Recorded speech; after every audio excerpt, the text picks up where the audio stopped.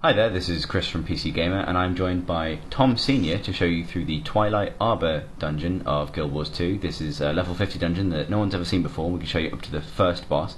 Just a note on the video, we had some recording difficulties when we actually got this footage. It was a problem with the machine, not the game itself, so we didn't notice we were recording, but there will be some frame rate slowdown, but we thought you'd like to see this dungeon anyway, so we thought we'd show you the video. Awesome. This is me running around in a puddle, waiting for my group to get together to start the dungeon. This is a Sylvari themed dungeon from a little bit later in the game. All of the dungeons in Guild Wars 2 in story mode, you're led by a member of Destiny's Edge, which is this like super hero group. They're the ones that disband before the start of Guild Wars 2, is that correct? Yeah. Get back together. There's a novel where they kind of all come together and then they've kind of disbanded. Ritlock is, and there's one for each race, so Ritlock and actually watch a cutscene. Good to see you, Logan. Now we can begin. Conniving vegetable. You never said anything about him being here. I asked him to attend. I need all of your help to deal with Fowlin. It sounds like this Fowlin and you have history. Fowlin is firstborn, like me. She's powerful and dangerous, but she wasn't always that way. When our race was new, we traveled together, her and I. Became close. We found a great darkness. I pulled back from it. Fowlin embraced it. She seduces others to unspeakable acts. We cannot stop her alone. That is why I need you, and Ritlock, and Logan. I will not work with this human. He'll desert us again. I did what I had to do. And you can do this without me. If I see you again, Logan, I will carve you. So that's Destiny's Edge disbanding again. Oh man, not again. Can't stay together. I think the backstory is that Logan, who's the human member, actually abandoned the group during a big fight in the book, and now Ritlock, who hasn't forgiven him for it, has also abandoned. Ritlock being the Char member of the group. Okay. Played by Steve Blum. Brilliant. It's Grunt from Mass Effect. Hence the really voice.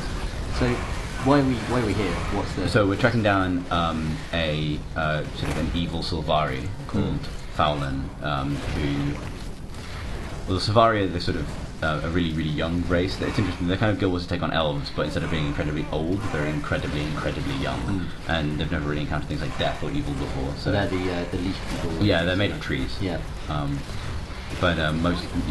so this is all inside one massive tree. This dungeon. Oh, cool. Which is hence the Twilight Arbor.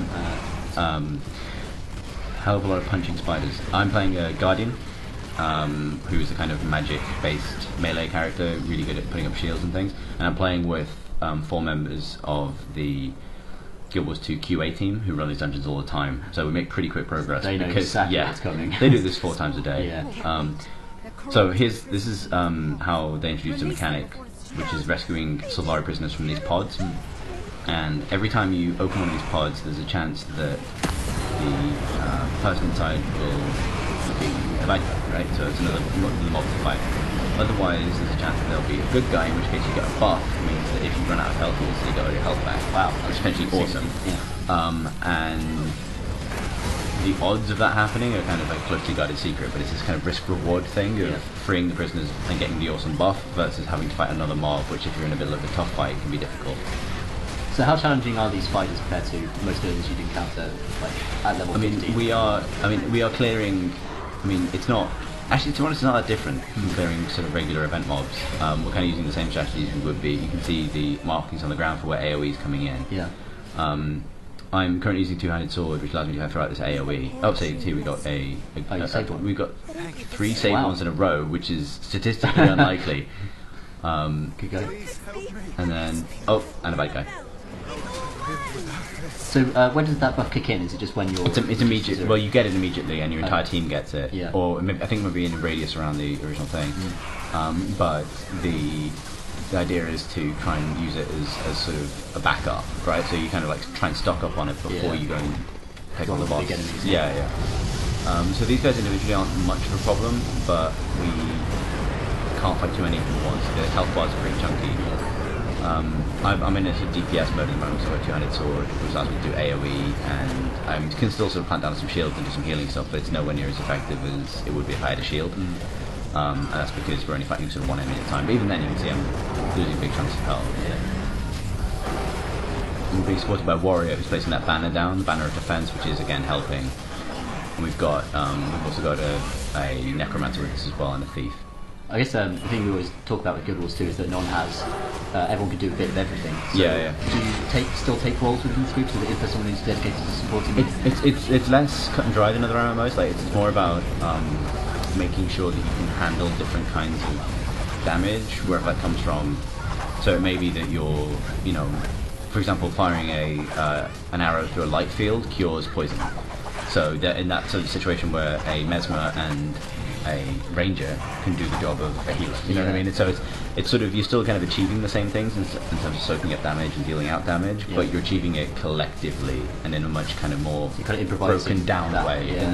It's not sort of a one ability that does this one thing. It's kind of the way things kind of interact with each other, which is really cool. Before you went into this dungeon, did you divvy up, like, say you're going to be the guy who goes in and does AoE DPS? Or not really, actually. I was kind of being run through this thing pretty quickly by these guys, and I sort of settled into using my shield. You see, I switched over to hammer and shield now. That gives you access to a different ability. So my 1 and 2 and 3 abilities are based on my hammer, which are kind of defensive and about kind of stacking up buffs on my allies, I think, the hammer. And then my 4 and 5 are my shield abilities, which allow me to bash enemies and deflect damage, and also put down a massive shield that affects my entire group. Okay. And much more supportive than your double-handed sword. Yeah, I mean, I'm basically specialising in being the person who doesn't fall over.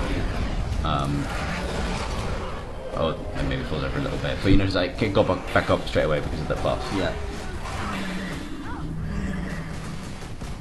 So, how easy is it to switch between those? Do you have 2 weapon sets? You have 2 weapon sets. It depends on your character. Engineers don't. But it's I think it's the tilde key, which allows you to instantly switch between weapons, and there's a perfunctory cooldown. Here we're fighting these spell blossoms, which do huge amounts of damage to you if you don't take them out first. Yeah. I think the idea is that people will kind of learn these techniques as they go through the dungeon and figure out kind of what order to do this stuff in. So when we were in the office doing this, the guys actually yelled at me at that point. Just jump over there. Wipe them down.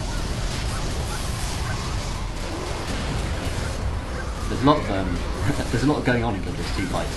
There's a lot of effects going on. Is it hard to track who's being attacked? They told me recently they have a system that actually scales the stuff dynamically. Oh, okay. So you will only, especially it's more apparent in big PvP fights, but you will mostly only see the particle effects that affect you. Oh, okay.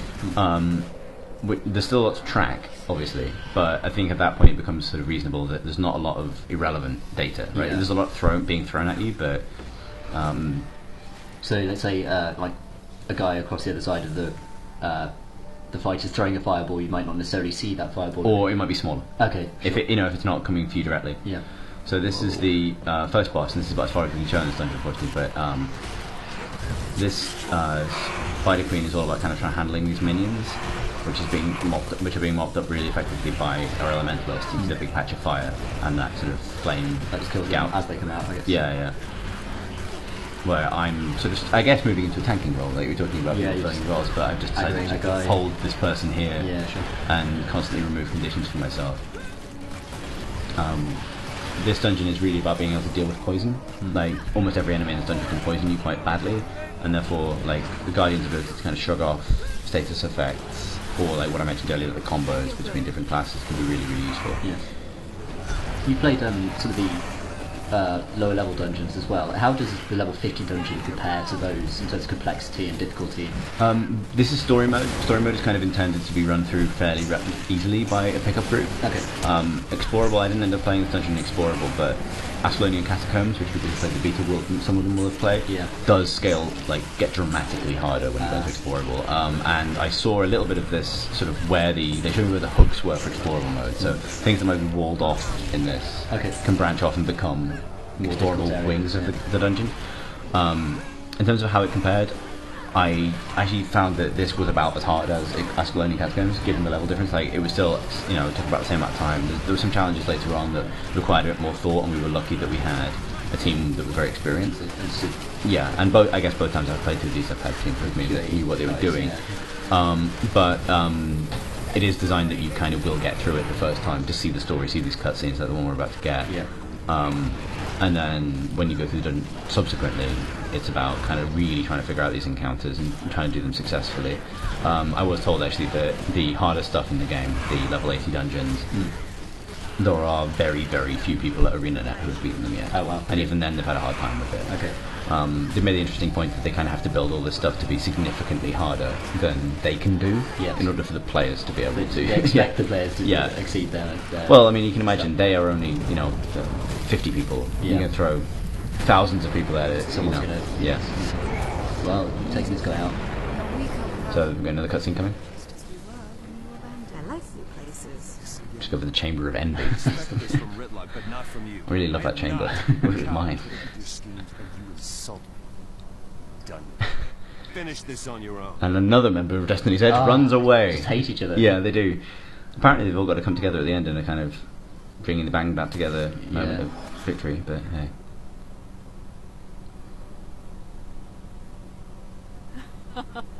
Hello, dear heart. I see your friends have already abandoned you. How does it feel? Fallon, it is time to end this madness. The madness is yours. You rely on others when you know you belong here. With me. I've moved on.